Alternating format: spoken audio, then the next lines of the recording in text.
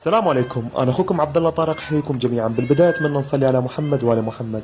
هذه القطة المسكينة قبل فترة زمنية أنقذتها من قبل أطفال كانوا يضربوها بالعصا وبالحجارة، فالحمد لله وشكر نقلتها إلى البيت وقدمت لها الطعام، والأجمل اليوم إجت مرة ثانية وثالثة وكل يوم صارت تزورني البيت.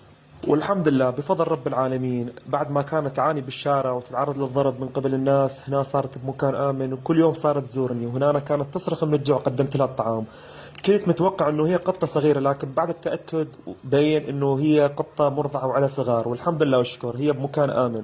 اتمنى من كل الاهالي يعلمون اولادهم الرحمة والانسانية، ويعلموهم انه هاي الحيوانات حيوانات ضعيفة، احنا كبشر مسؤولين عنها امام رب العالمين، وبالنهاية كل شيء تسويه لجل هذه الحيوانات اجرك عظيم عند رب العالمين. كل شخص يقدر يعمل خير، حتى الطعام الزايد تقدر تخليه بمكان نظيف وتقدمه للكلاب او تقدمه للقطط، افضل ما يتم رميه بالنفايات. تستفاد من عند الحيوانات. في امان الله، الله يحفظ الجميع.